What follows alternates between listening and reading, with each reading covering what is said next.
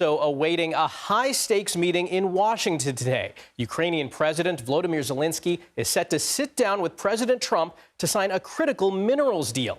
It's the first time they'll face each other since a string of comments by Trump calling Zelensky a dictator and blaming him for the war that Vladimir Putin started. As you heard a moment ago, the president claimed not to recall some of those comments. He also touted his relationship with the Ukrainian leader. We will work with him. I think the president and I actually have had a very good relationship, but on the NATO, it's just not, that's not going to happen.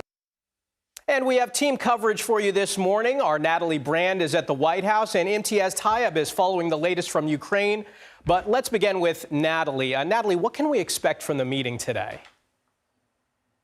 Michael, good morning. Well, it's notable that this meeting comes after last week's kind of escalating public feud that we saw between President Trump and President Zelensky. As you heard, President Trump now trying to downplay that and looking forward to this meeting. Ultimately, we know that the Trump administration wants a peace deal between Russia and Ukraine, a ceasefire to stop Russia's fighting in Ukraine, and also, of course, wants access to Ukraine's rare earth minerals. From what we understand, this agreement could pave the way for a future partnership or joint stake in future proceeds from Ukraine's valuable assets when it comes to minerals, oil, and gas. For its part, Ukraine, of course, wants security guarantees and wants to ensure continued, military support and assistance from the United States to deter against Russian aggression moving forward. Security guarantees, of course, a huge point that President Zelensky will be pushing. Now, Natalie, why has President Trump been pushing this deal for the U.S.? Yeah, well, when you talk about rare earth minerals, we're talking about things like lithium, titanium. These are critical assets for defense, national security, used in everything from fighter jets to missiles, military technology, also consumer electronics, of course, and things like electric vehicles and wind turbines. Now, China dominates the market when it comes to rare earth mineral production, and it's estimated that China holds around 90% of processing on rare earth minerals. The United States has been trying to look for ways to bolster its own supply chain on this front, going back to the Biden administration. I talked to an expert from the Center for Strategic and International Studies. She's an expert on critical mineral security about the U.S. strategy. Take a listen. The big challenge is that we only have about 1.5% of the world's rare earths. So we source a lot of them from abroad. We have part equity in a rare earth recovery project in South Africa. But under Trump, we've obviously seen him talk about rare earths in the context of Greenland and Ukraine. But a lot of it is, again, it's a reducing the reliance on China narrative.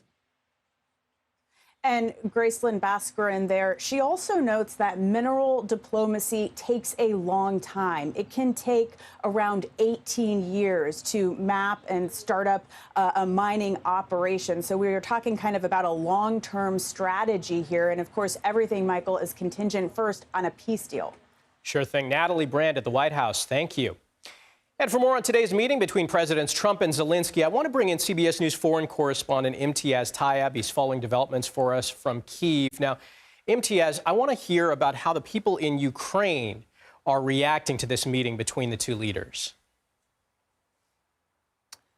Michael, good morning to you. Well, there is a real sense of apprehension here. Of course, we've had the last few weeks of real sparring between President Trump and President Zelensky, but those comments from President Trump where he really walked back his claim, false claim, that President Zelensky was a dictator, at least is a sliver of hope. But as we've been saying, many Ukrainians, and indeed President Zelensky, wants President Donald Trump to give Ukraine security guarantees.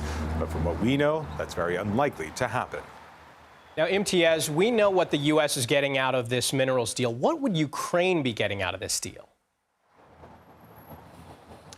Well, again, as we've been saying, they're certainly not going to be getting the kind of security guarantees that that President Zelensky certainly has been asking for publicly. It remains an open question as to whether he will be asking President Trump at the White House when he sees him there later today. But for Ukrainians, many were, of course, uncomfortable with the idea of handing over any wealth to any country, let alone the U.S. But many people we've been speaking to say that they do want to encourage business relations between the U.S. and Ukraine. But that, of course, is incredibly difficult. This is a country that has been at war for 3 years, and its economy has been devastated. Now, Imtiaz, President Trump recently met with some European allies, French President Emmanuel Macron, British Prime Minister Keir Starmer. Does that help put some of these concerns from the Ukrainian people at ease? Yes and no, but we have heard from the Ukrainian, or rather the UK Prime Minister himself. I believe we have some sound here. Let's listen to Keir Starmer. I'm clear that the UK is ready to put boots on the ground and planes in the air to support a deal, working together with our allies, because that is the only way that peace will last. All right.